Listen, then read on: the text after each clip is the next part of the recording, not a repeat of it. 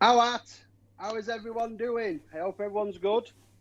I hope everyone's fine and good on this Wednesday evening. As today, as you know, I'm here to interview Geoff Fry. Who is Geoff Fry? Who is he? Who is Geoff Fry? Don't know who he is. So today we're going to find out a little bit more about him. We're going to find out who the man is in front of the camera. Obviously, we sort of know his drumming background to a degree, you know. So we're going to find out who Geoff Fry really is. We're going to get personal, very personal. So we're going to find out who he is. So, like, if you've not been here before and you're new to it, Geoff started up a six-week marching challenge, which has gone on for like 12 months now. I think this is show number 16. You can join in. If you can roll the VT, please, there, Geoff. There we go. So if you want to join this drum lounge, marching drum lounge, you've got all sorts in there. You've got all the past shows he's done. Everything's in there. People are putting drumming on a lot of the stuff. All the great work that he's doing, actually, because he is a great guy, actually. So, right. I'll let this run down a bit. We'll wait for a couple more people to join in, right? So, he interviewed me a couple of weeks ago. And he talked about my credentials. The other day, I watched Jim Kilpatrick. He was being interviewed, and his list was absolutely unbelievable. OBE, he's won titles, he's done this. Great bloke. Geoff, pretty bad, really. You know, considering he's done... Don't start laughing, Geoff. Considering he's done like 2 top cores in DCI, it's absolute crap, to be honest, his credentials. But he's a top bloke. He's doing this for you. So, ladies and gentlemen, let's hear it for Geoff Fry.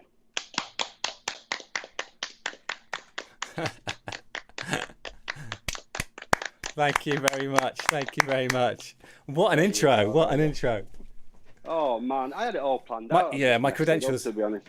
I haven't got, I sent a message to, I think it was Andy, Mac and Chris, a couple of friends of mine a couple of days ago. I'm in the process of moving house. So I've got, I'm emptying the loft out and I've got a big box full of trophies. And like 90% are second place trophies. Most improved. You name it. Everything but first place. Never mind.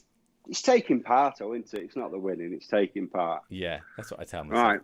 So anyway, right, we want to know who Geoff Fry is. Who really is Geoff Fry? Because so obviously to a lot of newcomers that are coming in now that are joining the group, they see what you do and your drumming skills, and you know you're a really good teacher, really good teacher. You know that's coming from me, to be honest. That's coming from my heart, because you help me out, and I'm not brilliant, but you help me out. So a lot of the new ones is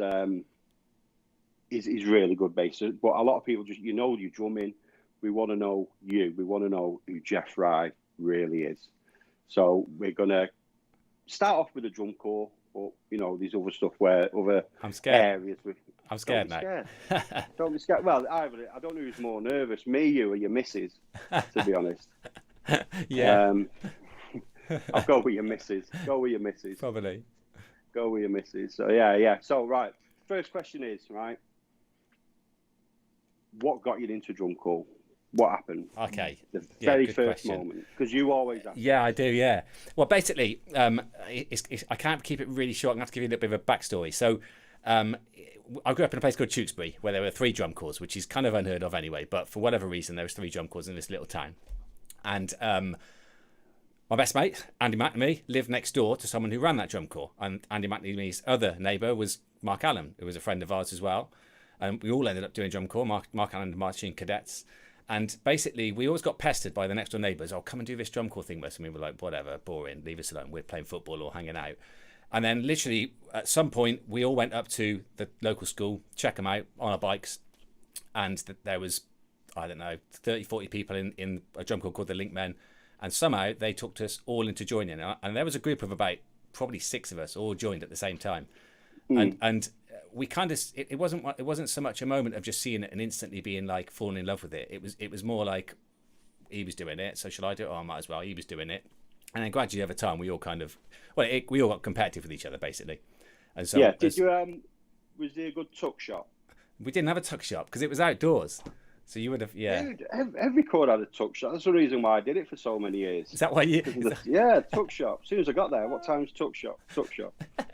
No, we had no tuck shop at this one. So man. So I ended up I started off. They tried to teach us all soprano, and so I started off on soprano. With the old funny valves at the front and the back. We all did. And I hated it. I think Mark Allen and Andy Mack stayed on it, actually. And we all ended up marching Wembley. So in England, as you would know, big show is Bieber finals at Wembley. And so my first ever drum corps show, I think I'm right in saying, would have been finals at Wembley. And I was in the pit. I played... So you never wanted to be a drummer? Yeah, well, I did. All of us, we looked at the snare drummers and we're like, we want to be that, all of us. I mean, I can't really speak for the others, but certainly myself. Another friend of mine who went is called Mark Green. I don't know if he already learnt kit or something, but he managed to get in the snare line. So basically, this is what happened. So I went in the pit. Mark Allen mimed trumpet, finals, didn't even play, just watched around the field. I think Andy Mack did trumpet as well. And then Mark Green somehow got into the snare line. And so we were all super jealous of him. He's a bit older than us as well. Yeah. And he was like the target, so it was like I want to be like Greener. So after that's how I got into it. In honesty, is I bought some drumsticks at Wembley in the stalls that were all on the outside. Yeah. Got taped them all up and sat and practiced all, for then forevermore. And eventually, then I moved to bass drum. Did a couple of years on bass drum, and then '92, I think I managed to get in the play tenors, and I was on my own on tenors, and then that corps folded. Yeah. So what year was that? What year did you get in drum corps then? Was it 80? So 88. 90, sorry. No, 88 was Wembley. And then 88. Yeah, there's another story. There was a big split I won't go into where the corps basically split into two in 89. So no one marched 89 and there was 2 corps formed. So Diamond Vanguard were one corps and First Tewkesbury with the other one. And somehow I got pulled back into First Tewkesbury and literally all my mates, like 10, 15 of my mates who all hung around with, were all in Diamond Vanguard. And Macca went Vanguard. Yeah, all of them did. All of them were there. And basically... that kind of fueled me a bit because they'd always make me look pretty stupid because they had some really good staff at Diamond Vanguard. And although we did have some guys coming down from Glasgow to help us out, they weren't there all the time. So Phil Coulter and Craig and there's a few people came down occasionally, but because they weren't all around all the time, we had a lot of competition. Excellent. So before we carry on, if anyone's got any questions, I can sort of see on the laptop, so I'll keep looking over. Geoff's got it as well, so he can see. Any questions you want to ask him, you don't have to keep it clean. It's got it. Obviously, with me, you did, but with Geoff, you don't, because there'll be no bad stuff for Geoff. I know that. But before I carry on, like to me, you've how can I say you just keep yourself to yourself. And like, there's a lot of stuff I find out off Macca, or not saying Macca talks behind your back, that's pretty bad. But like, you know what I mean? If I've had a salad, everyone will know I've had a salad. Do you know what I mean? I love my food, and if I've had a salad, everyone will know. Yeah. Whereas for you, like big things, you just keep to yourself, and you find out years later. Than like the people that you interviewed, the last interview, Mr. Vega. That to me, that was I learned a lot about you then as well. You know, like the stuff, and I was like, you've not told me that. You didn't say that, and because you just don't blab it out. I'm not saying it's a good thing. It's a bad thing, you know. Yeah. But we're going to find out. I'm going to ask you some questions you asked Mr. Vega actually, because it was interesting to me. Like so. Yeah. So right. So you went to Bristol. So so that was with Macca. Macca went Bristol. Yeah, well, there was another lad one there. Well, this all started because Phil Coulter, so another guy from Glasgow who was teaching us in Tewkesbury.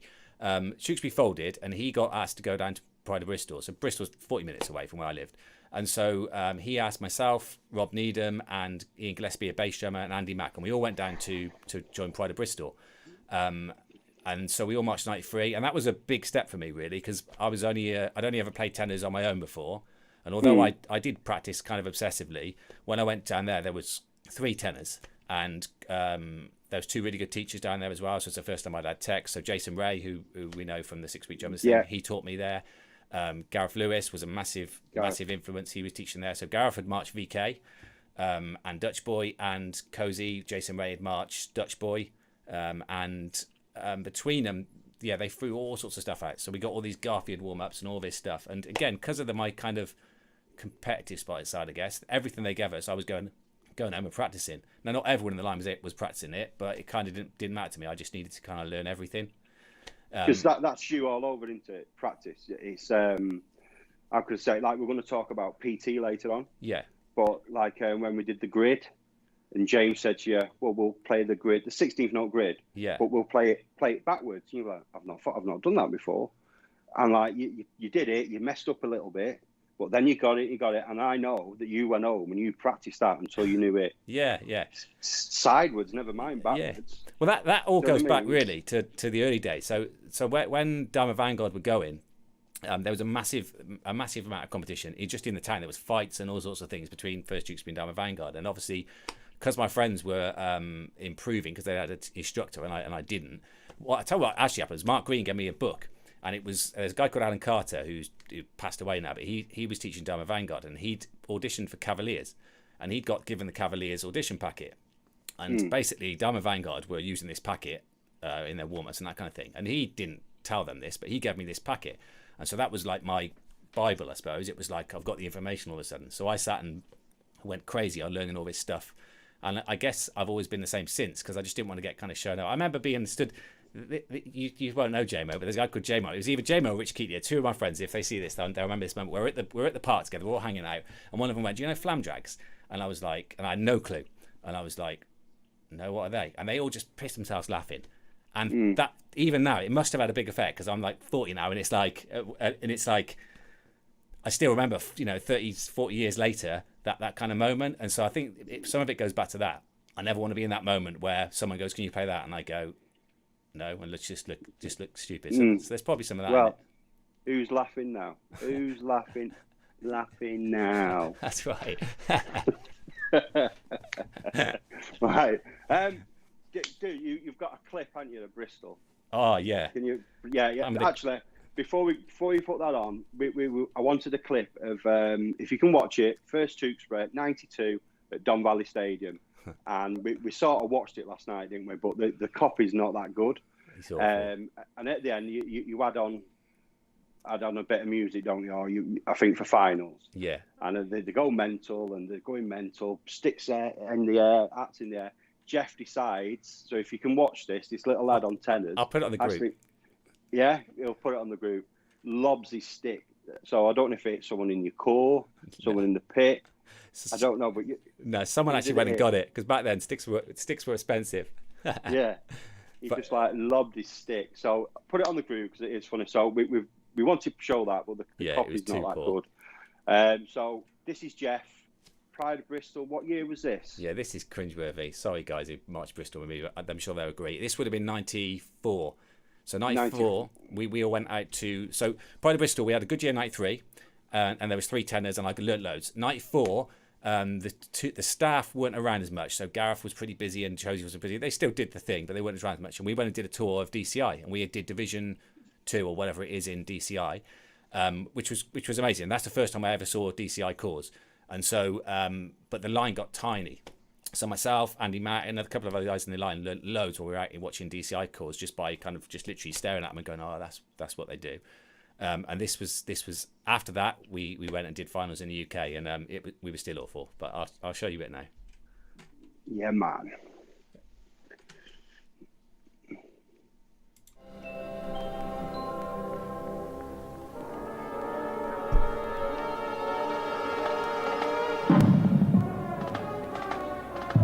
Well, there he is, and that's Bailey with you, isn't it? That's Bailey. Yeah. Tenor player.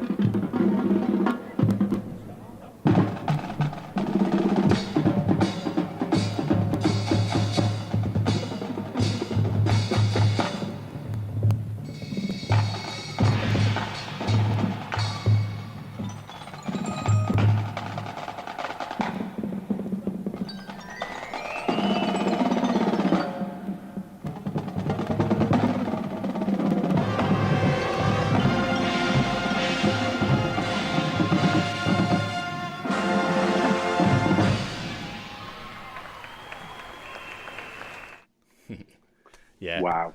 I don't like watching them. And that was 94, wasn't it? Yeah. So that would have been 94. That was finals 94. Yeah.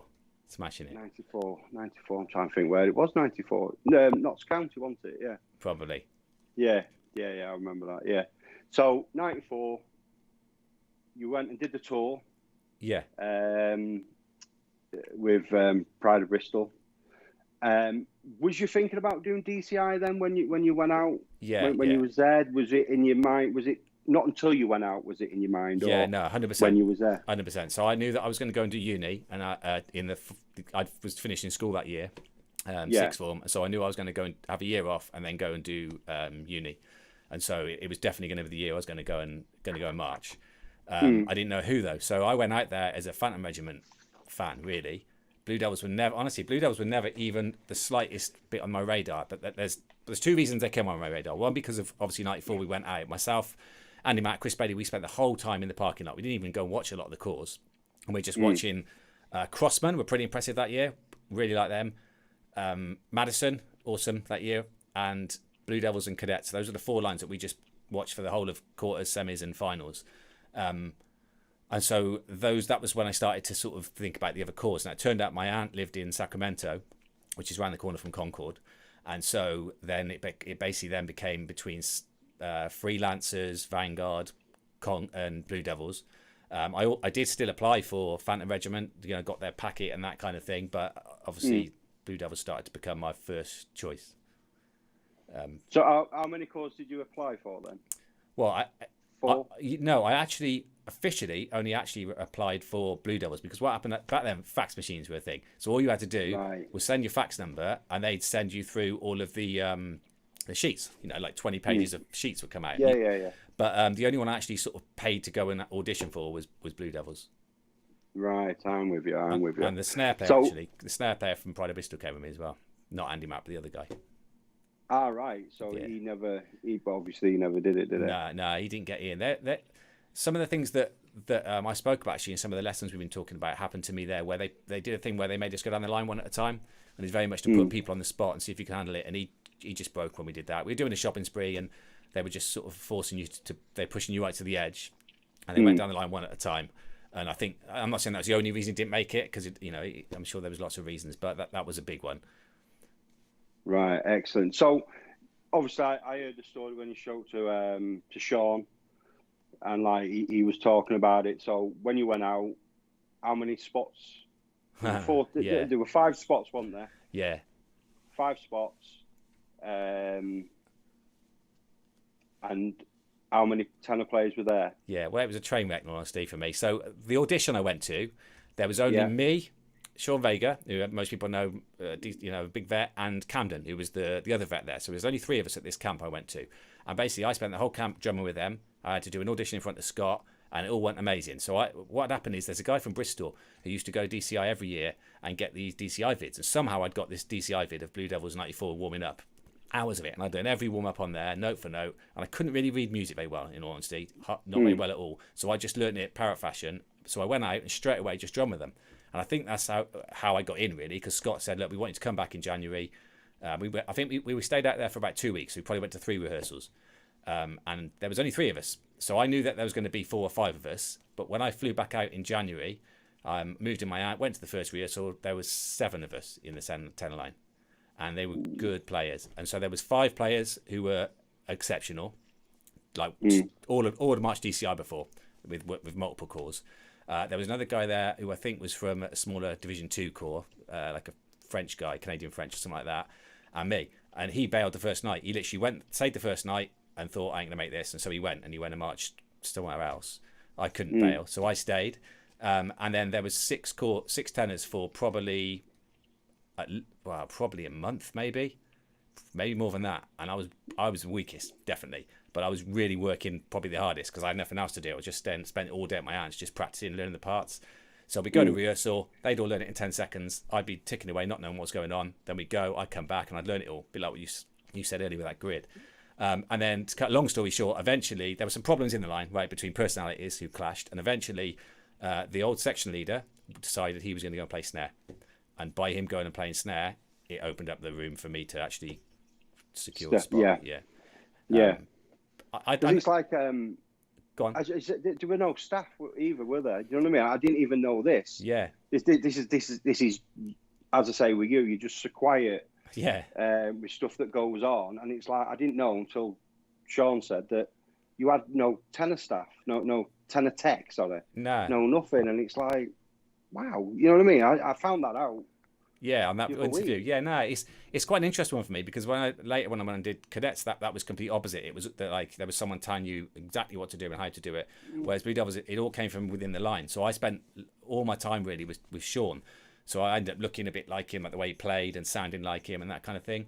And the big difference is because we moved in January and you don't do all days until July or whatever.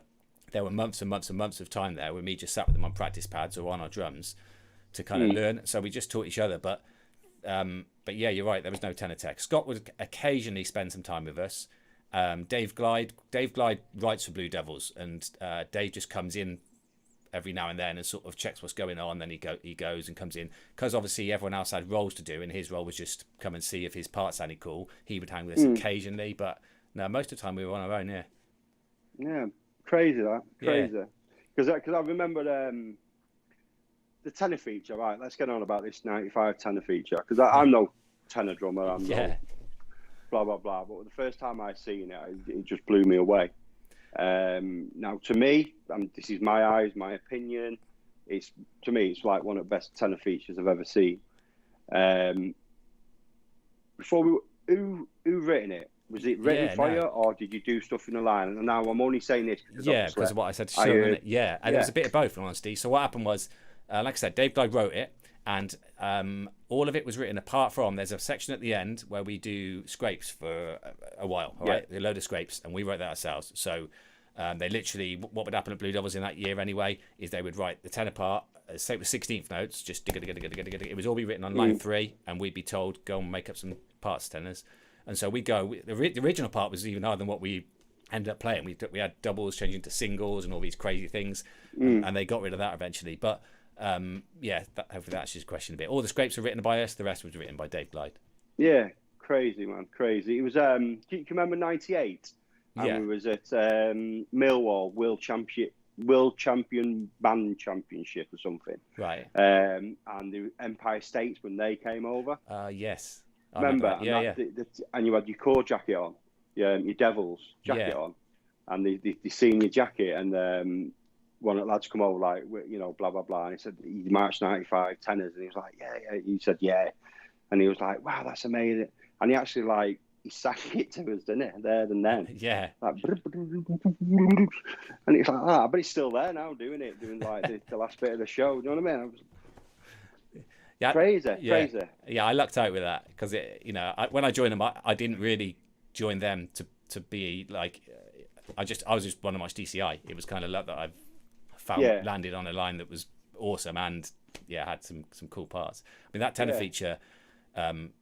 People still talk about it now. There's much more difficult features now, if you look at what people are doing now, but it held its own for quite a while.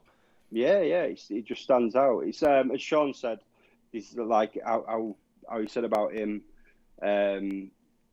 He's not big-headed. He's just confident of what he's. I'll beat you or whatever. Yeah, very much. Said you're not like that at all. You just want to march DCI. Do your stuff, you know what I mean? That got ground into you, though. Put the video on. I will, yeah. Say again, mate. No, I was going to say that gets ground into you there, though. So, there's certain things that were ground in, like hating Cavaliers was fully ground into us. Winning drums above winning as a core was ground into us, not by the staff. That was internally. And so there's certain things that gave you that, like I spoke to him about, that kind of swagger. And so, I like speaking to Sean again when I interviewed him. I kind of miss that a little bit. That kind of everybody making each other have that certain swagger about them. It's like with football, certain football teams have it, don't they? I won't mention football teams because people will get all funny, but Barcelona used to have it until 2 days ago. Right, let's put this on.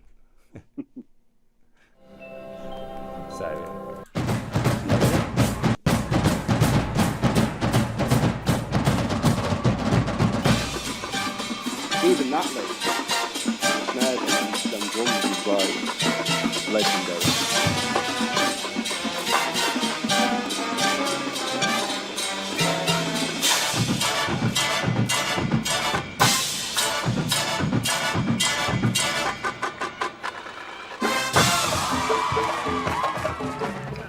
Q5, ladies and gentlemen.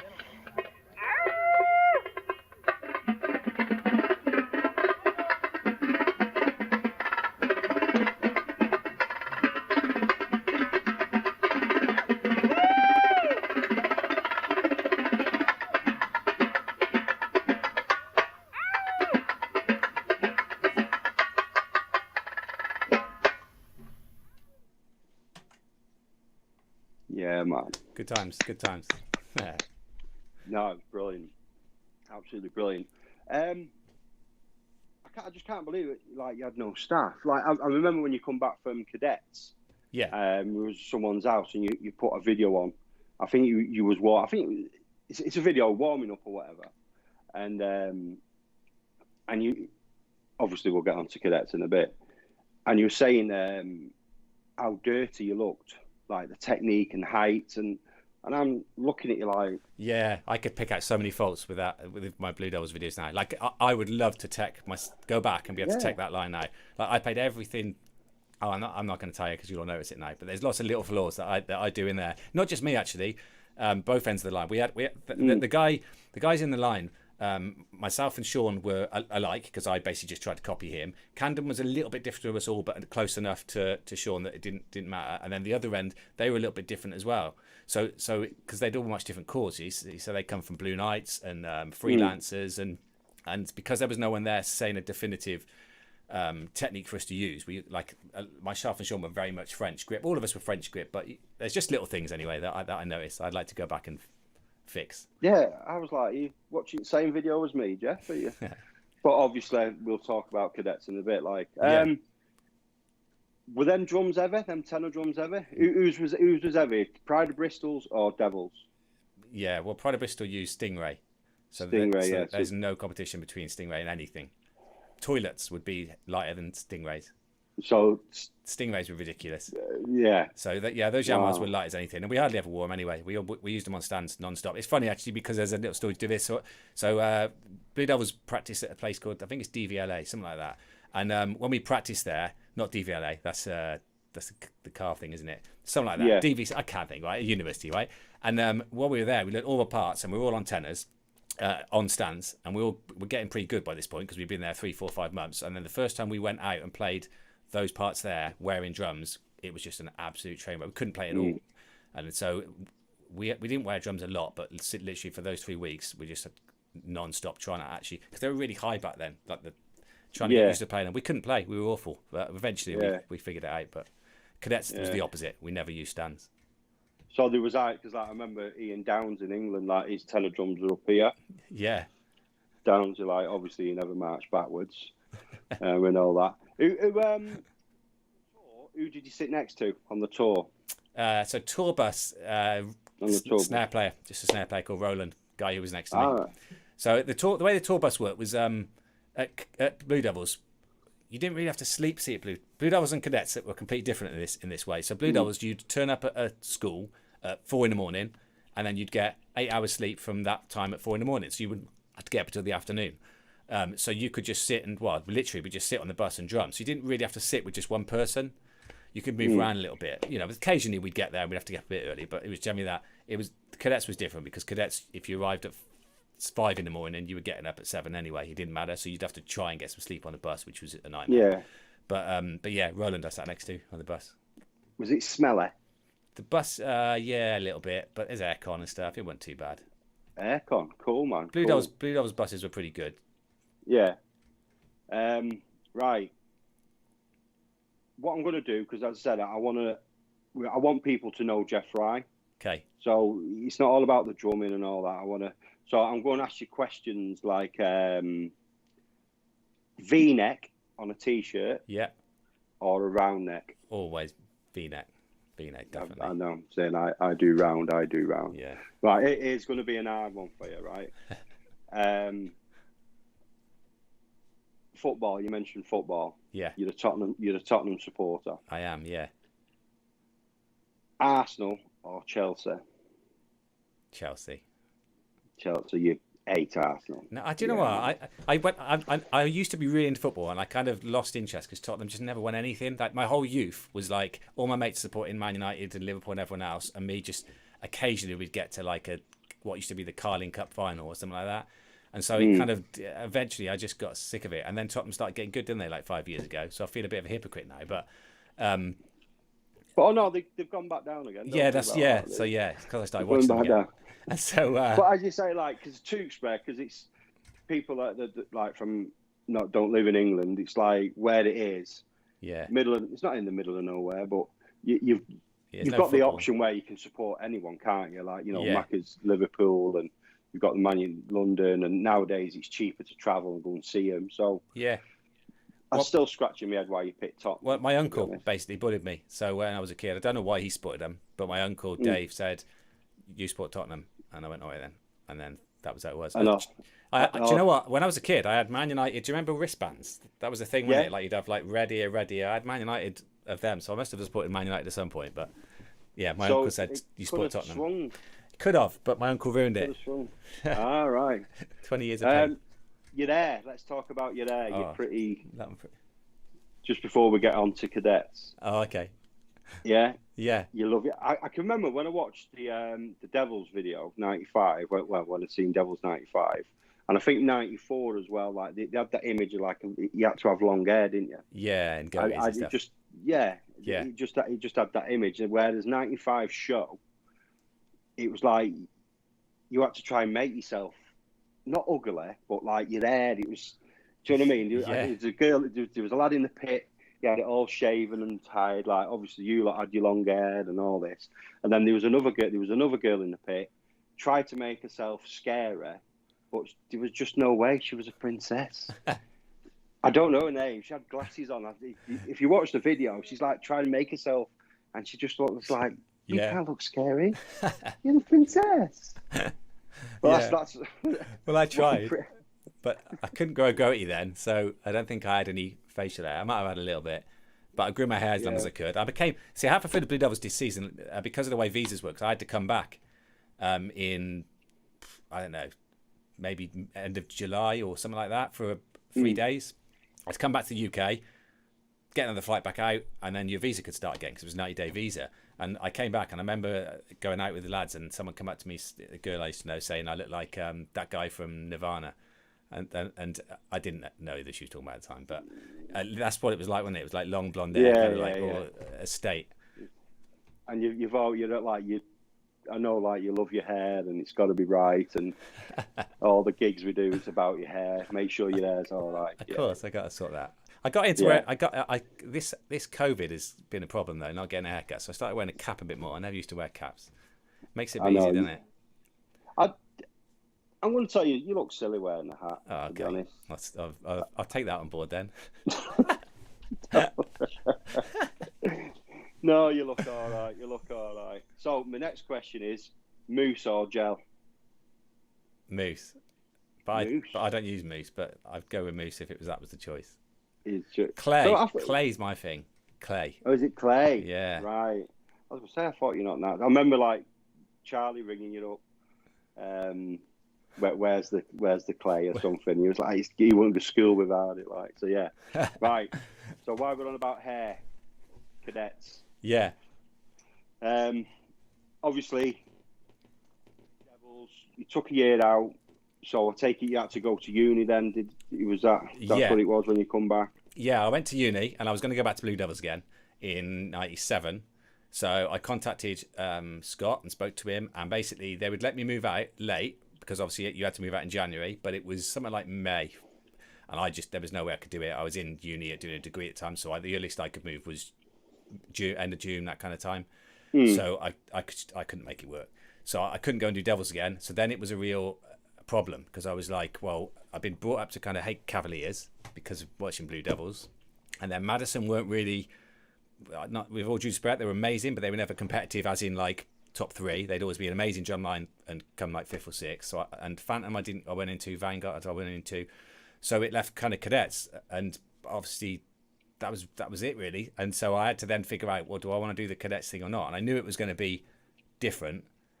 Maybe I probably didn't realise how different it was going to be, but it was. So I decided that's what I was going to do. I was going to go March Cadets. So I went and auditioned for them early on. I don't know when it was, like November, like normal. Tom Ox said I could move out when I needed, which was real late, and I flew out literally a couple of days into all days, and then you do all days in one place, and off we went. Because that's it. Before when you came back, you marched in England, didn't you? You did 96 Sunrisers, with Sunrisers, and that's when we first met. Yeah. At Sunrisers, and you marched Snare then, didn't you? Yeah. Snare, with Macca and that, the good days. And I can remember in 97 you didn't march. Yeah. But you was the tenor tech, and I can remember you going off at the back of the field at Alexander Stadium with a set of tenors, and you just went off and just drum in, and then you come back. But I think we was doing visual rehearsal, and you just go off drum. I remember that in 97. Yeah, that was to get out there.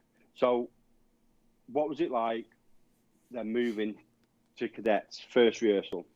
Because obviously, Blue Devils. Well, I won't lie, it was hell the first week, because the first rehearsal, I think I spoke about this before.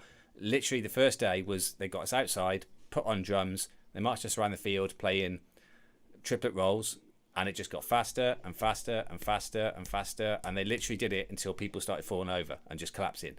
And it got to the point where there was probably 6 of us left, and I was in the 6, and I was literally not going to give up no matter what happened. There was no way I was stopping.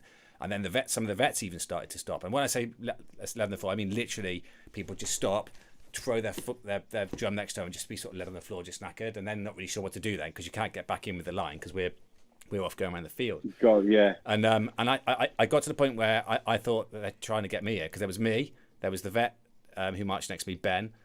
There was a couple of snares, maybe 3 snares, all the vets basically, and myself, and so I just didn't give up. But that was a real eye-opener to the kind of way it works. I think I'd like to ask Tom Ox about this. They probably appreciated that I didn't just stop, because there was probably a lot of them that thought, let's show this Blue Devils dickhead, how we do it here.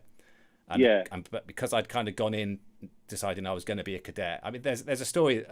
I don't want to say his name because I don't know him. I don't want to slag him off. But there's actually a snare player from Blue Devils that went in 97 as well, and he came to a couple of camps, and all he did the whole time was talk about Blue Devils. It was annoying and embarrassing. He marched Blue Devils, and all he did was spoke about them, and I couldn't get my head around, like, you're in cadets now. You need to be a cadet, like buy into it. And I don't know where he marched in the end, but I think that was how I got through it, basically. In my head, I decided I was going to be a cadet.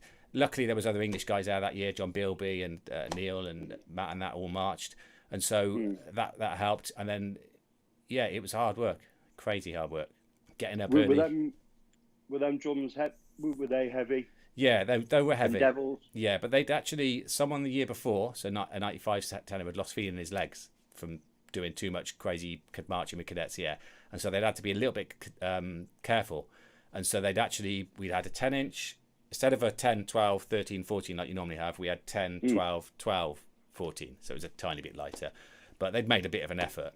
And to start with, because well, exactly, a little bit effort, but to start with, wow. they told us we had to start putting our drums up all the time, and we were like, well, yeah, obviously, but that soon went. Like halfway through all days, they made the rule that no one could pull drums up anymore because it wasted too much time pulling drums up and then putting them back down. So you had to kind of run back to set with the drums down. So yeah, I did notice, because I was looking at a couple of videos on YouTube, you actually wore them more than what you did at Devils. Oh yeah, we wore them all the time. We hardly ever used stands. I noticed that as well. Yeah. I mean, do you want to play? Go on. No, I was going to say I buy into both now, because I mean, at Blue Devils it was awesome using stands. Don't get me wrong, but at Cadets we could play the drums better how you're supposed to play them in a show than probably we could at Blue Devils. So it made sense. But yeah, we got a little clip.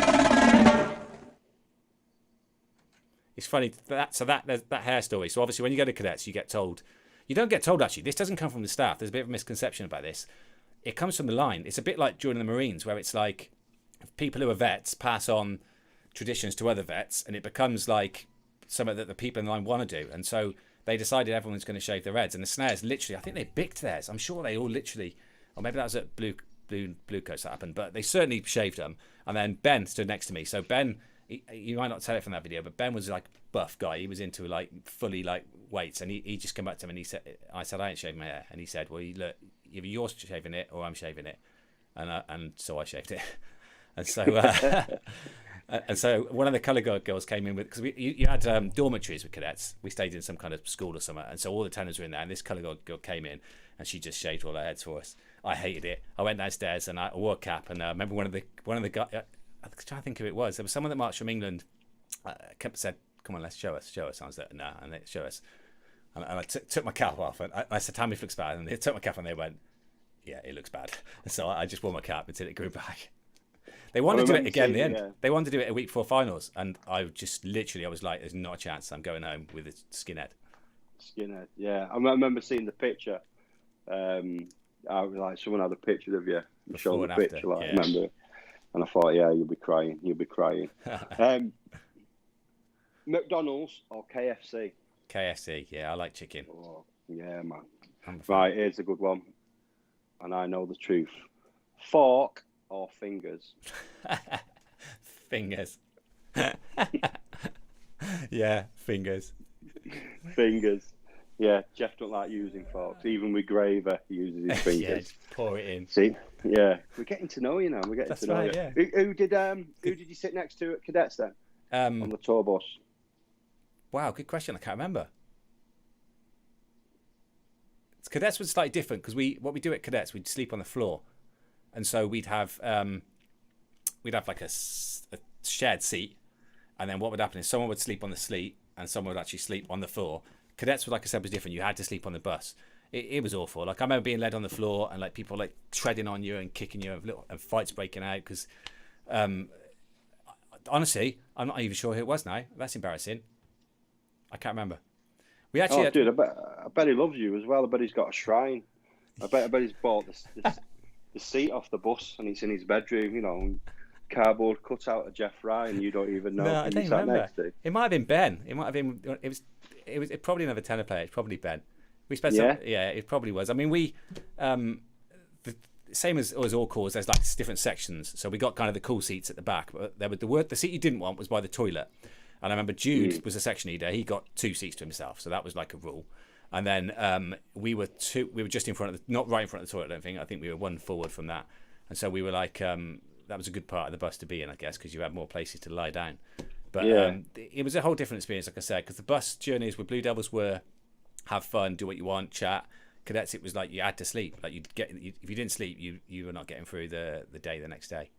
So and who was your partner for walking around with? Oh, yeah. Well, Ben would normally do it. Tuesday. See, some of I was thinking about this earlier. Like some of the things that I learned loads from Blue Devils and loads from Cadets, 100%.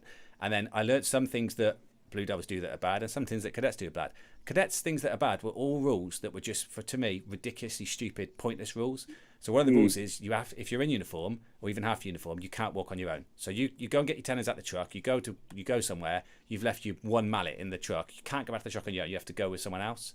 And so most of the time it was probably Ben. And you couldn't swear. It was a nightmare. You couldn't swear. If you swore in uniform, someone would punch you.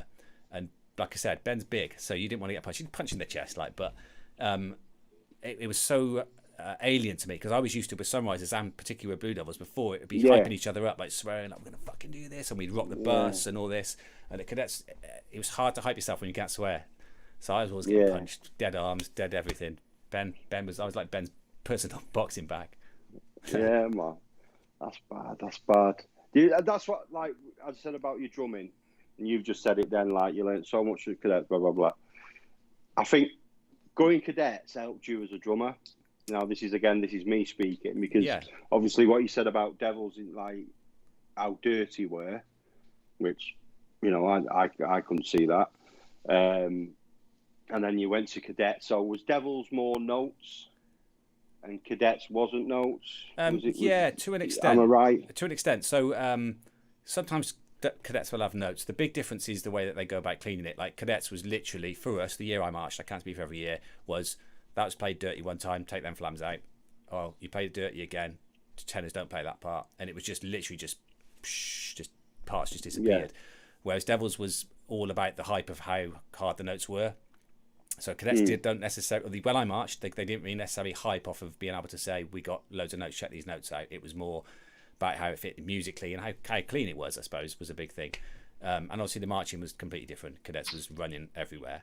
But so there's different things. I wouldn't necessarily say there was no notes, but by the end of the season, I was pretty over losing notes. We all were. There's a part at the end of the show which if you guys sit and watch Cadets 97, we do this massive tenor break, right? And the whole corps does this stuff, and it's just us playing, and it stops, and the crowd, it's finals, and the crowd go mental, and then there's a big company front, and you see the tenors just don't play anything.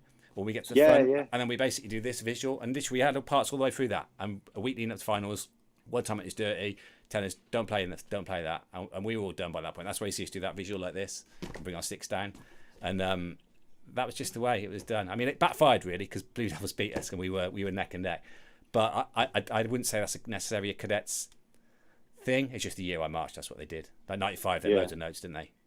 Yeah. Well, I've said that. That's what made you, to me, Geoff Fry today. Yeah. How you are, like with technique and your chops you've got, and you put them together and you've got this package. Like, you know what I mean? I've always said that. Yeah, it was interesting because they would be so obsessed with things that the other teams weren't. Like, so stick heights was, we literally got the music and you had to go for every note and put 3, 6, 9, 12, write it all out. And then like playing zones on the tenors had to be perfect. Having a tenor tech made that a little bit different, but they were pretty obsessive by about that stuff, and it shows. That's why cadets always look like cadets, because they're passing out that same knowledge each year, I guess. Yeah, right. And again, I've been looking for stuff on YouTube and all this, like find you. I watched about an hour's worth of cadets tour video. And I'm not on it. And you're not on it once. Nah, I can imagine. And I bet you were hiding at the back, weren't you? Even when they were singing the song as well, I couldn't see you. Yeah, I hated that stuff, man. That was the one part of cadets that I just didn't dig. Like that, George Hopkins would have these things where he would. If people who know Tony Robbins he's like a motivational life type coach. When he was into all that kind of stuff, so we'd sit the whole corps around and we'd have to write down how we thought doing drum corps was going to affect us in the future and stuff like that. And I just wasn't into that. I was there to play drums, and so I just I kind of hung out of that a little bit. Yeah, because they had an age out video as well. Yeah. The age outs, and they had to do a dance or whatever. But I was like, he'll be here in a minute. Next one will be Geoff. Next one will be Geoff. And I'm not there. No Geoff. I'll tell you what was there, because we was there. The Edcott, walking around Edcott. And I'm like, oh God, they've not got us lot all drunk. Yeah, in the English part at the bar. But when it got to it, there was Craig Walker, Bonkers Barry. You were all there, weren't you? Yeah, Sarah Odeon, Sarah Morgan, Karen. There was like, hey, go on, hey. Yeah. All the Brits outside the pub, like that was pretty cool. That was a cool moment because when you're out there, you. Oh, hang on. Oh, what's that? Oh, it's a time. It's Is that what this thing's for over here? Yeah, man. It's time to show our sponsors of today. It's Alatop Ice Cream. Oh, so that's what this is.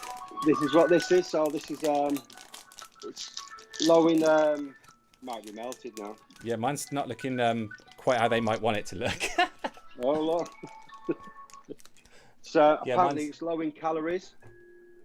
Looks awesome. Mate, I got to drink mine. Do you like peanut butter? I do actually, yeah. So that's what this is. It's low calories, and I will admit I've not had a calorie that I don't like, to be honest.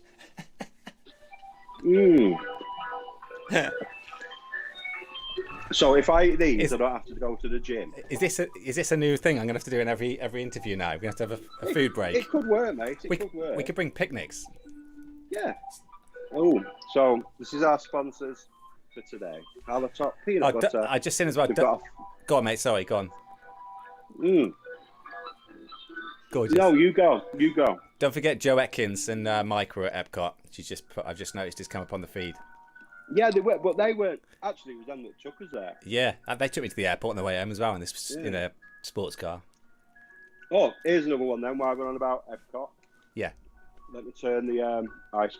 Oh, it's Greg. See you later, Greg. Oh, he's off on his round now, Greg. He's off on his rounds. Right, yes. Lager or spirits? Spirits. Always. What about you? What's yours on that one now? Lager or spirit? Lager now. Okay. Lager. Too much spirit. This is... Dude, you're not having yours. Mine is literally like a milkshake. It's completely melted. Look, luckily it's on a plate, so I can't even show you it. It's just... Oh, man. Let's freeze it again then. And you're doing such a good job of it. You could be on an advert, I think, doing that. You've got a bit on your beard. Yeah. Do you think I've lost weight then? Well, I did, but what's happening now? Not with this. It's low calories. Oh, is it? It's low calories, yeah, man. Yeah. Right then. Oh, I'm joking now. So, yeah, you weren't even on the tour bit, and I say, like, this is the Geoff Fry that I know. You're not shy, because you can't be shy what you do.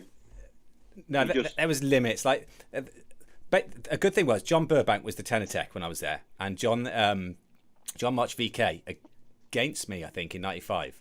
So I kind of knew John a bit, and the West Coast sort of scene is quite small. VK always had amazing drum lines and always had good tenor lines, and I think '95 they had like 7 tenors, and he was one of that tenor line, and he was then my tech in '97 at Cadets, and I think because he'd done that West Coast thing, he kind of knew that I was going to do what was needed, but I went into all that. There was one time we did a dot book test, and I've always wanted to ask him about this, right? So you're in all days, suddenly, right, tonight everyone get in the big room doing dot book test, and you've got to write down your dot for the whole show. And I honestly, Blue Devils, there was no such thing as that. It was follow the form, follow the form, follow the form. You know, occasionally people would do it, but even the Ryan who did the writing, he would just be like, "Drum, just move back a bit," and so I didn't have a clue. I reckon I didn't even get one right. But the next morning, there was a big list on the wall of people who'd failed, who had to go and do it again. I wasn't on there, and either they lied and they didn't check them all, or John or Burbank. I think John Burbank must have gone, just leave him to it. And things like that, it was the same. There was no way I was going to go and do an age out song, and it was no disrespect to the. Well, I didn't mean it as a disrespect to the core or anything, but I was there to drum. That was my thing. Yeah, man. And again, this is you all over. And I found this out off Andy Mack. Again, not that he talks about you behind your back. You got asked to go and be Cadets tenor tech. Yeah, that was after. So I went and that was after. So, well, when I taught Bluecoats for, so after much there, I got Neil Larvey. He's a big guy at Vic Firth, and he wrote the pit parts, and Tom Onks as well. And between them, they hear about lions who need teachers. So I got offered to teach Crown and Bluecoats first of all, and I chose Bluecoats and went and taught there for a couple of years. And then after I did Bluecoats, I just finished drum corps basically, just literally bought a house, and that was it. I was hanging up my sticks for drum corps, never going to do it again. I'd started getting into kit, and then out of the blue, I got asked, was I interested in being Cadets tenor tech, and I had to say no because I just bought a house. There was no way I was going to be able to go out there. As it happened, I don't know if it would have gone through anyway, because as far as I know, John Burbank stayed for a while later anyway. But yeah, it was cool to be asked, but I would have been at odds doing that, because I would have wanted to change some of the things that I thought were stupid. Same at Blue Devils. If I'd gone back to Blue Devils tenor tech, I'd have put stick heights in there, made them march a bit and wear their drums. And certainly at Cadets, there would have been things I would have wanted to change. So I knew that I would have. I don't know if I'd have. I think Tom Onks was pretty cool. He was quite laid back and always up for new ideas. Hopkins, not so much. Yeah. I'd say, like, if I had salad, everyone will know about it. Yeah. I think I found that like 5 years later. Yeah, I found that out 5 years later. I remember having a go at you. Well, George, like, yeah, I don't know. I mean, I don't like saying his name too much because of all the stuff that's going on with him at the moment. He's obviously a man that doesn't like people to say no to him, because I got a nasty message back off after I turned it down. Well, not nasty, but a little bit of a snaky message, let's say. Yeah. Yeah, I remember that. I remember that. So you've done that, and now you do kit. So like after you did DCI, obviously you come back. You did Sunrise as staff again, 98. Yeah. And then obviously you was getting into kit, which I can remember that. And you got into kit. Was you always planning on teaching kit, or was just playing a kit? What was your thinking? Well, my goal was I wanted to be a pop drummer who tours with Beyonce, or you know what I mean. Well, that explains the V-neck T-shirt. There. Yeah, well, it didn't help though. I'm still trying to look young enough to do it, but she ain't called me yet. Yeah. But maybe with all this COVID, she'll get desperate. But yeah, that was the thing. My thing was that. So I was going to do whatever I needed to do to get money to be able to do that. And so teaching just sort of came. I worked in IT for a while, and I was doing some IT contracting, like working 2 days a week, and that worked out really well. And then eventually went into just doing the job in full time, which was great. Well, it has been great. It's still great. Yeah, and I'd say like you just said, IT. People are asking about your setup when you do your challenge, like you do your videos, and well, even this, that's high because of my IT background. I'm not an IT wizard anymore. I used to be the guy in the family everyone would phone up when their computer went wrong. In all honesty, now I'm so far behind, I don't really know that much better. But because of that, I'm able to maybe figure things out quite quickly, like live lessons, live interviews, and stuff like that. Yeah, like your setup you've got. Obviously you said you'll do a little video, didn't you? But obviously it's going to change now. Yeah. Because you're moving house. Yeah. And like you've got, I'll give you like a little example. You've got a drum kit in front where Geoff is now. He's got a drum kit in front of him. Shall I show it? Yeah, just show him, man. Show him. Oh, the kit's there. Look, you can't quite see. That's his drum kit. That's at the back. That's obviously you see the stand at the snare at the back. That's where he stands in the corner. The view you normally get is something like that. So it looks as if it's a huge studio, but sadly it's not. It's not. And then that's his proper kit behind him. And then the one in front, he's got like mesh heads and he's got screens on. There you go. There you go. You can see it. And I'm there. Hi, Suggs. So I'm there, and there's that, and it's just like an awesome setup. Do you know what I mean? It's not massive, it's not big, and because obviously that helps with IT, doesn't it? Yeah, it does. I mean, as you said, I'm moving house at the moment. So one of the stipulations that I made with the missus was that if we're going to move house, I want a bigger studio. So the house move hasn't happened yet, so fingers crossed. But if it does, then I'll be getting a all singing or dancing studio. If I can continue with what I've been doing with the marching stuff, which some of the plans I've got, which I'm about to release soon. Then I will turn half the studio into marching side and half it into kit. But if that doesn't work out, I'll just have a big studio for recording drums and stuff. This studio's doable, but people tend to want to have bigger rooms, so it allows me to do a bit more session stuff as well. How many we've had in there? We've had 5, haven't we? In this room here, yeah, we've had rehearsals in here, percussion theatre, haven't we? We've had 5, definitely. I've had band rehearsals in here occasionally, but I have to move one of the kits out. Yeah. And the weird thing, which I've always found weird about that room, we're drumming on HTS snares, playing whatever. Kids are in next door or kids are in bed. They'll come in and say, I'm going to bed now, Dad. And it's like, good night, son. And they go bed. And they can't hear us. Yeah. But you can hear that wife banging on that ceiling. She's got like an elephant foot. She just, and it's like this. I just hear it come through. I don't know. And that's not telling you to turn it down. That's just saying she wants you for something, and you go to her. Yeah. I'm a butler, basically. I'm a glorified butler. Drumming butler. She works you too hard, man, at times. I know. And I know she's listening. Yeah. He's packed all these boxes for the move, and I hope she don't come running in now. Oh, yeah, can you imagine? Imagine. Yeah. So like Kit, obviously you do the teaching side. You've been in a couple of bands with your Kit. Yeah. Dead Agents, obviously that starts at the beginning. Yeah. Tell us a little bit about that. So, for a long time I was doing covers bands, like most people do. She's banging on the floor now. And no, you noisy cow. And Dead Agents is an original band. So I got into original bands, I don't know, 4 or 5 years ago. I kind of landed on my feet. Awesome bunch of guys. They've got their own studio. Got loads of experience. They've already played Download and Sonosphere and a bunch of places as a different name. So, it's been awesome. So obviously it's sucked for the last 9 months because of this COVID. But it's been good good doing that. It's a different world doing the original music because there's no money at all, or you're a millionaire, and there's loads of work. Opposite to covers, you know, I can go and play a wedding and earn a lot of money doing some covers that are easy to do, and then the next day I can go and play to a few hundred people doing original music and earn nothing. You might even have to pay, and so it's it's a hard slog, but it's been fun. Yeah, right. I need to just verify something here because I'm going to ask another question. Go on then. When you did your age out in England, the DCUK, you marched the last week. Yeah. And you did tenors. So Sunrisers folded in 98. Yeah. And got back together in 01. And you've written the book. Yeah. We had a good line. And there was Matt Evans, which we know him as Pubes. That's another story how we got that name. So this question now, obviously you marched 3 corps in England then, didn't you? So it was Tewkesbury, you was on your own. Pride of Bristol. Yep. And Sunrisers. Yeah. Bailey or Matt? Which Matt? Pubes.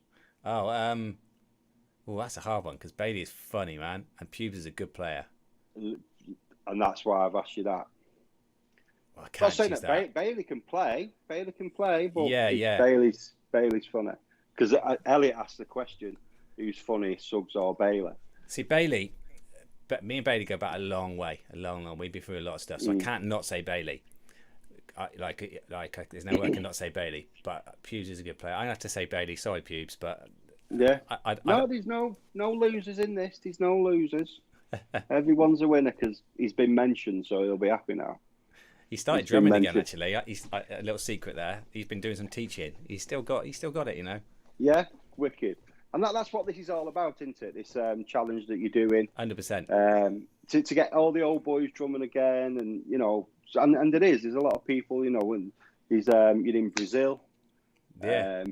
People like, you know, we know where they're from.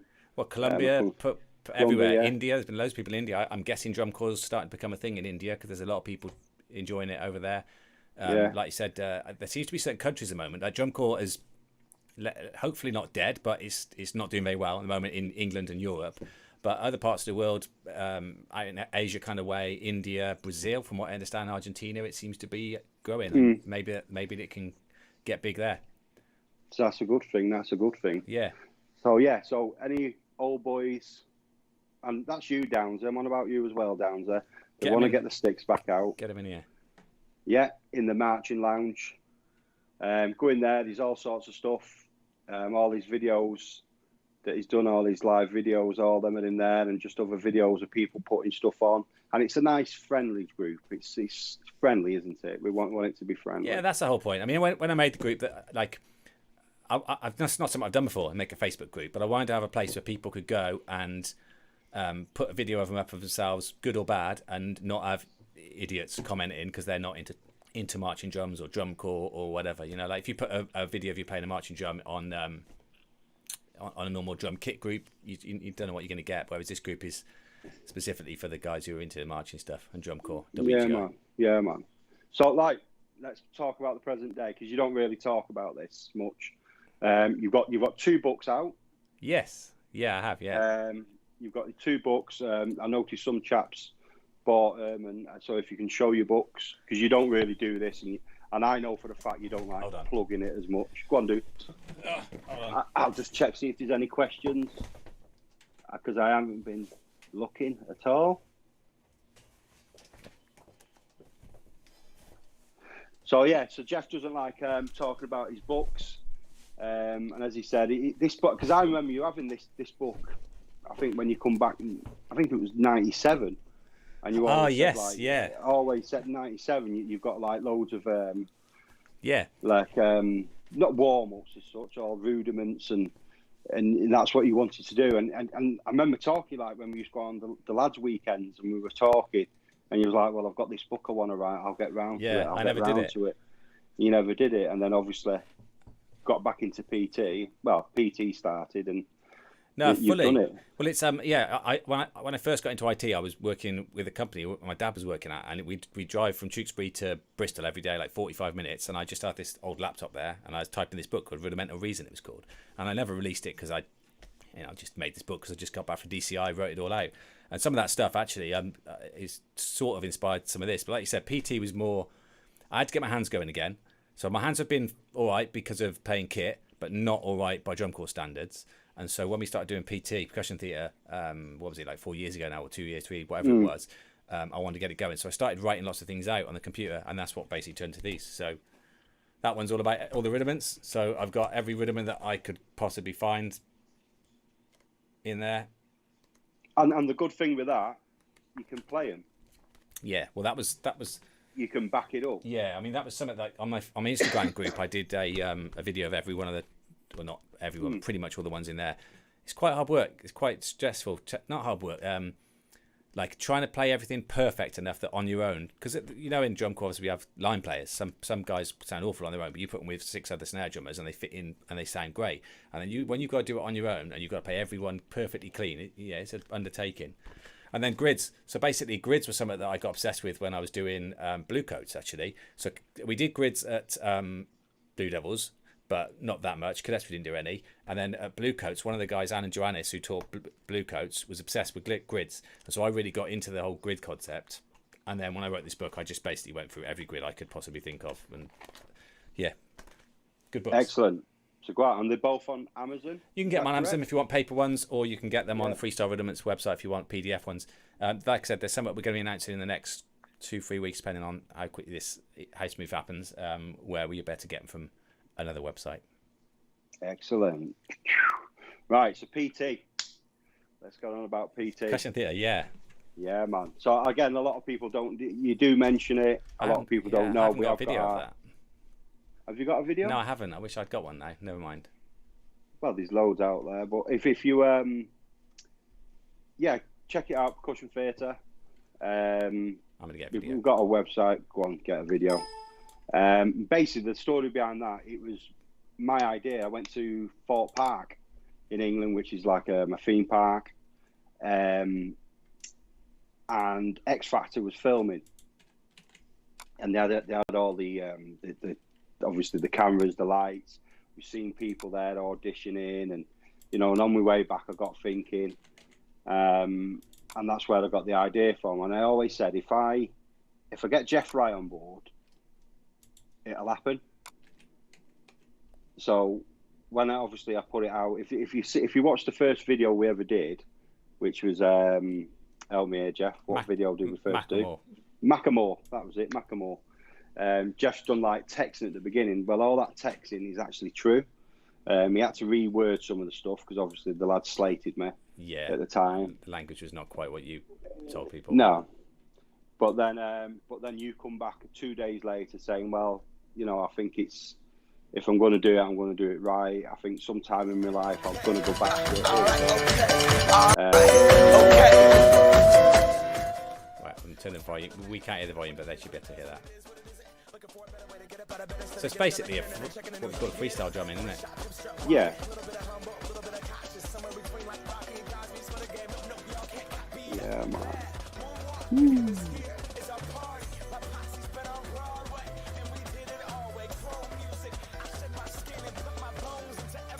There's Grant, James.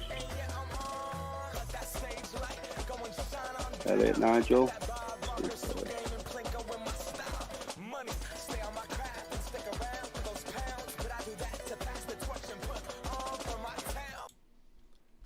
Wicked. And that was filmed Christmas, wasn't it? Yeah, yes. I mean, well, like you said, you come up with the idea, and then when you first sent me that message, I was like, I ain't doing this. I was too into kit, and then I was thought about it, and I was like, it sounds quite good actually. I'd sort of been reading a lot of books and things about surrounding yourself with people for various different reasons. And I was like, I want to get the lads back together. Like your idea of like seeing each other again and hanging out, and it kind of snowballed quite quickly from there, didn't it? Yeah, every year we sort of tried to get together, didn't we? Christmas, and do mainly. something. Yeah, Christmas, but like once time, like in the summer or whatever, we'll go camping. Like we've done canoeing, and it just obviously with kids, and it just fell apart, didn't it? It weren't happening. So this was one thing to do, something that we all love doing, drumming, and get to see each other and having a laugh. And boy, do we have a laugh! Yeah. Bit too much of Boy, that. do yes. So yeah, so like a lot of it is all down to you, like, you know, the stuff that we do, the music. Yeah, actually, that's wrong. You sort of put the idea there, you come up with something. Grant, James have their penny's worth. I say something funny, thinking you're all going to laugh, and then someone say, actually, that might work. So that's my little input. Yeah, definitely. You know what I mean? And it's just a great, it's just brilliant, like, watching it grow. Like, to me, it is anyway. Yeah. You know, because I just sit there and... Well, I think that some of that, going back to what we were talking about earlier with like the giving a line, saying what they play, there's a bit of that. Like, I think you don't get anything done if you just sort of don't write anything. But what we tend to do is we'll all have a bit of a discussion, and I'll write some, and then it'll be like the solos will literally be, here's a solo you could play, or make your own up. And people make their own up most of the time, don't they? And like you said, then James will say, oh, you know that bit you've done there, it'd be better if you did this, and then we'll change it, and Grant will, and you will, and yeah, it's good fun.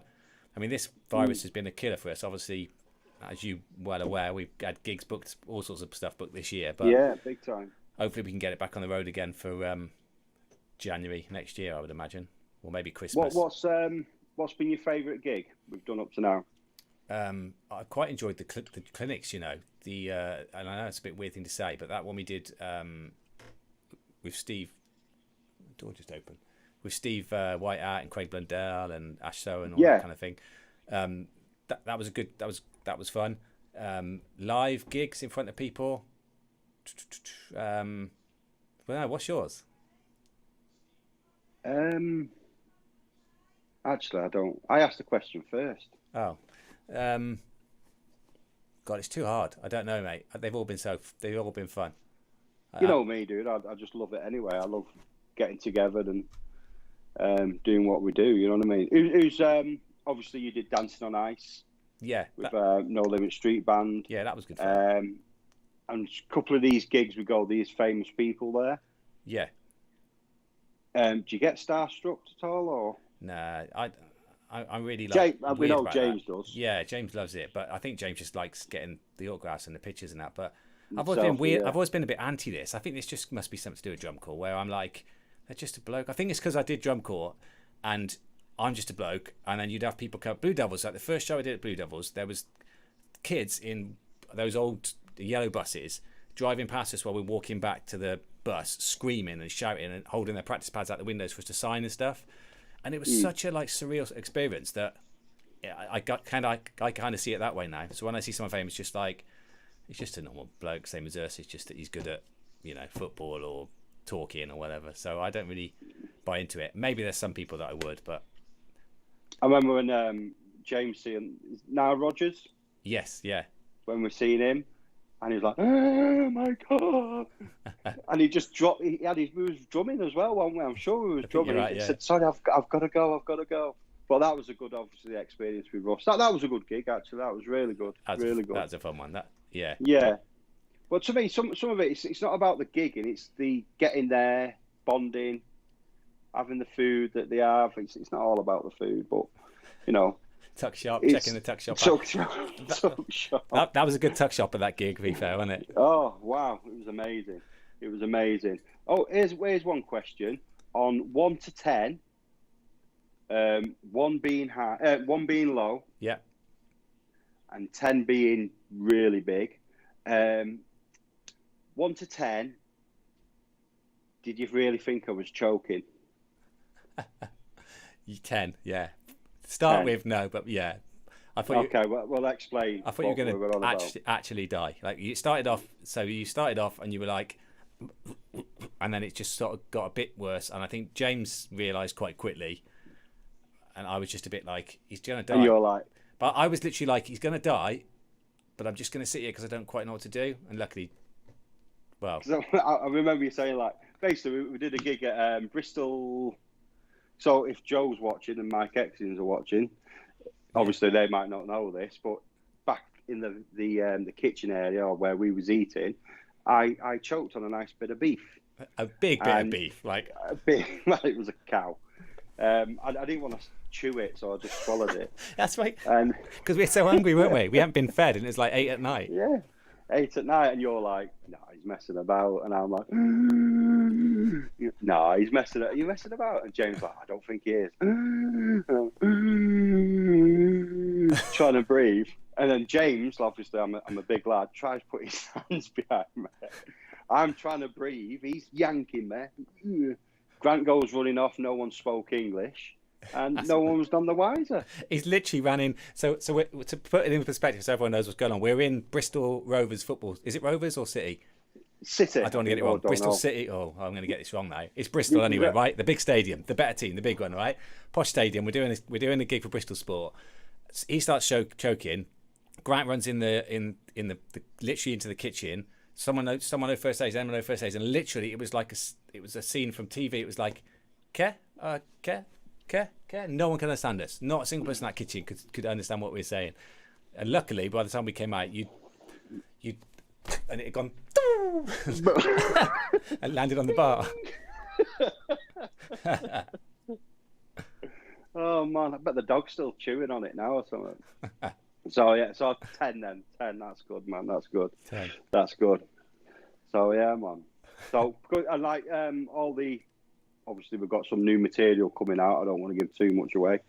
Again, this helps with your IT. Yeah. Like with the drums and you know.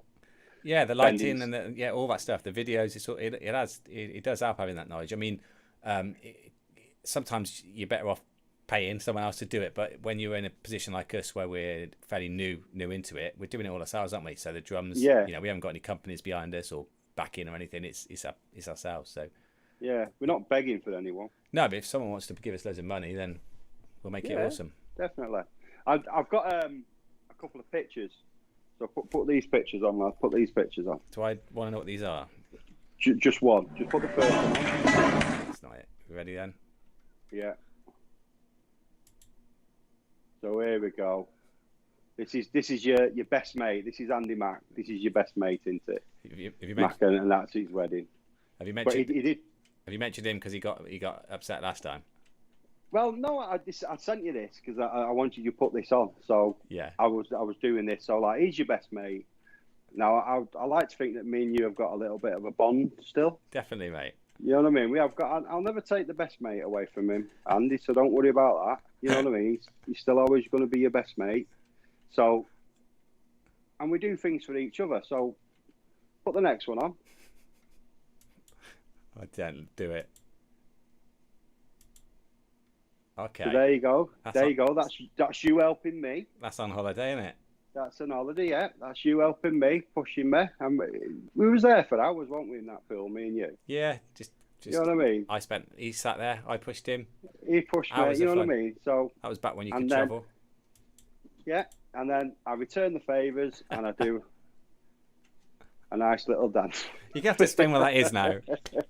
Right, what that is 97. That's when you come back off tour with Cadets. That's right. Because a lot of us went out with Joe, Mike, Bomber, Dave Drunkett, Gav Morgan were there, Sarah Hodian. There was a gang of us, and Bailey was out there, wasn't he? Yeah. And I remember him coming to the party. Elliot went out there, Nigel, and obviously we went and watched you the first week. And because a lot of people, what they did back then, they do a week watching DCI, then they go a week doing Disney, don't they? But obviously it was at Florida then. Yeah. It was in Disney. So obviously you did that. They arranged for you to come and stay with us for a couple of days. And I think that was your first night back, wasn't it? Well, and I was under the impression I was getting a stripper. Someone said you're getting a stripper, and you know me, I'm not a big fan anyway. And I was like, I thought there's no way these have got me some hot stripper from Miami or something like that to come up. And so I didn't know. I thought it was going to be something mental, and then that came out. What do you mean that? That was. I'm not telling everyone what I sat on. Put it that way. That was awesome. I never noticed before. You've actually got lipstick on, and you've done your eyes as well, haven't you? That's natural. Check my tattoo out. Panther. Gets everywhere, that.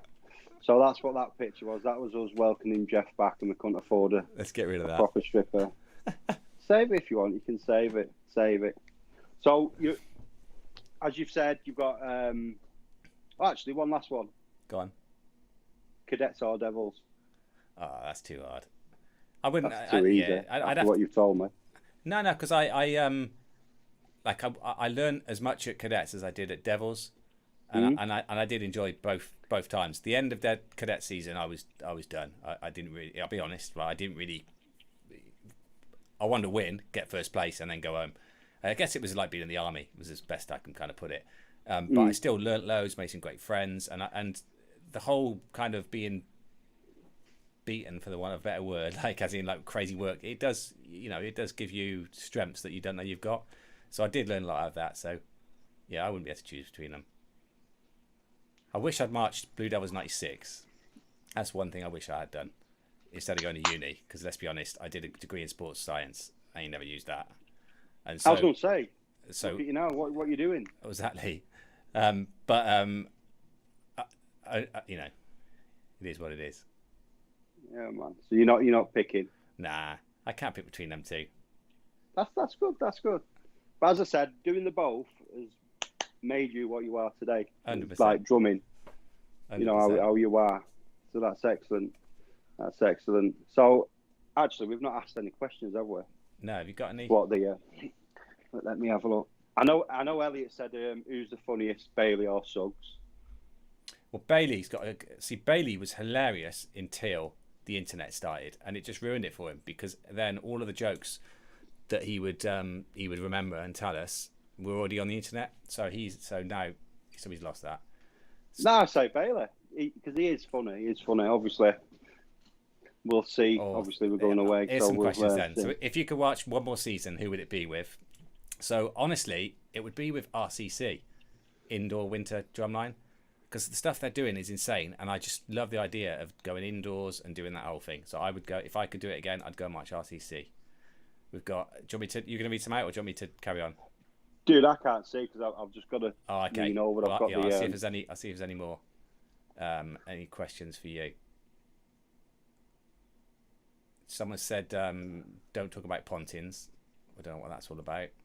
You guys. I've just seen Lee Newson use a spirit level on my party. I've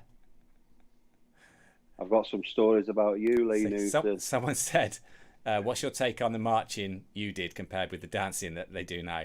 Yeah, it's hard. I spoke a lot to Sean Vega about this a few weeks ago, actually separate from the interview that we did, and he kind of alluded to it a bit. Like in '94, they got asked to do just a lean, and it was actually, I know the guys who said no. It was Roger Carter and some of the big names, and they were so anti anything that was colour guard like that it was crazy. And I was exactly the same when I marched. I hated it all. At Cadets, we had a couple of things where we had to lean and that we had to stand with our feet, you know, that kind of instead of like this or this, that kind of weird one for a couple, and I just thought that was stupid. But the stuff they're doing now, when there seems to be like a cool way of doing it and a really stupid way, and like when people are doing like the drops, when they suddenly do rolls and up and that kind of stuff, I like that. But the thing that I don't like probably more than the dancing is the talking. For me, the talking over the top is just absolutely awful. Once upon a time, there was a drum corps from the West, and then they start playing. Wrecks it completely. And the story of love. Yeah, I think that just completely ruins it. But the dancing, yeah, I don't know. I'm 50-50 on that. I think it's cool, man. I do like it. As you said, it is. But it's like, to me, someone brings something new out, like Devils when they did that, like with the legs. Yes, yeah. No one can ever do. To me, no one can ever do that again now, because Devils have done it. Yeah. And they just, what they did, they just pulled it off, and it's just like, oh, wow. Yeah. But no one else can do it now. Fully. I think the thing that we've learned through percussion theatre is that drum corps for a long time, I can't think of a phrase to describe this other than a crass one, like it crawled up his own ass, as in like it ended up being drum corps written for drum corps people. So the only people who got it were other people who'd done drum corps at quite a high level. And I think when we did percussion theatre, we've had a massive eye-opening to the stuff that we have to play for the general public is what drumlines in the 70s were playing, like visuals and like things up and down the line. Now we still throw in some different stuff and some more difficult stick tricks, but it's been quite an eye opener, hasn't it? To see what the general public actually like and what they don't. You don't got a cat crawling at your ear.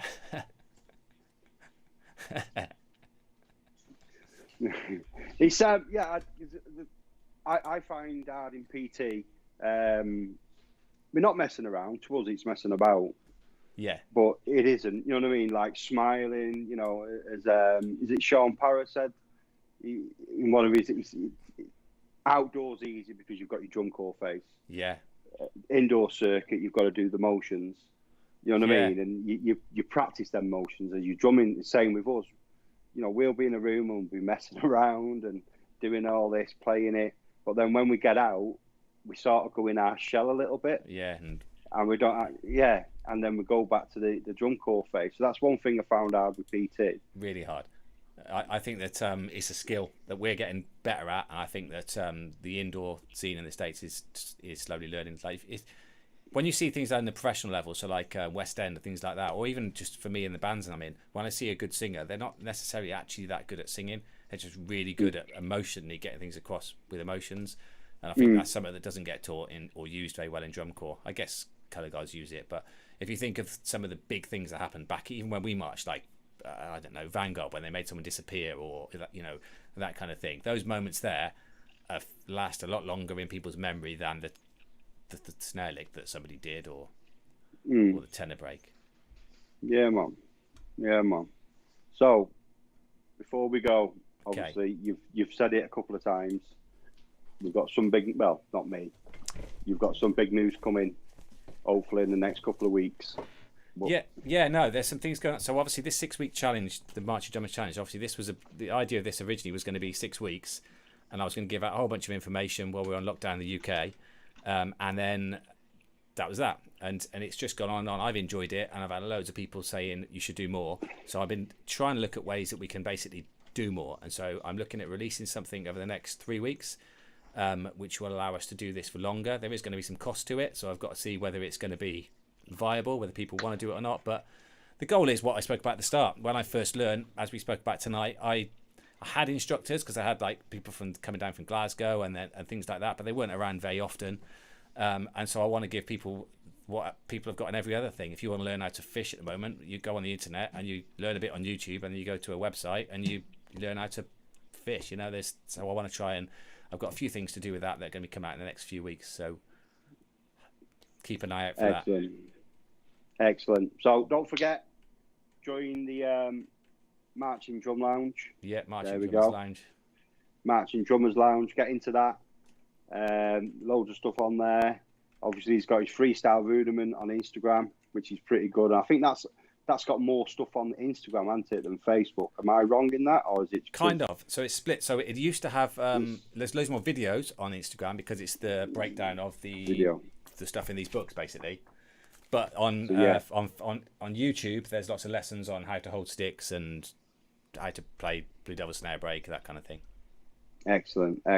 Right then. So I've enjoyed it. You got away lightly, do you think? I'm quite happy with that. I was really quite nervous about what you were going to ask me, but at least it hasn't come storming in yet, so it's all good. That's a good thing. So one last one: drum kit or snare? Oh, do you know what? It's weird because I was talking about going into different. When I play kit, I have a different kind of face on, so it's a bit like saying to someone, "Do you prefer watching football or watching that movie on Netflix?" They're just so different to me. They don't really get each other's way. So I don't know. They're too different. The reason I took to kit quite well and I liked the kit was because it was it's all about me. So one of the things that I didn't like about drum corps, I'll be honest about it, in the UK particularly, is that and this isn't disrespect to anyone, but it's very much a team thing, and it just takes one person to be lazy or not be as good or think screw this, I ain't trying anymore, and the whole thing's brought down. And what I quite liked about kit to start with, it was all on me. Either I got good or I didn't. But I've realised now that I really miss that team camaraderie and being around people where you get that problem of someone's put effort in and someone hasn't. So I think was you on about Andy Matt then? Yeah, when he used to be awful. No, of course not. Lazy. But it's across the UK. Like people always say when you get back from DCI, like why do so many DCI people not march? I think that's the reason. In all honesty, if they march at this level, and it doesn't matter about the level, but they want to put this much effort in again.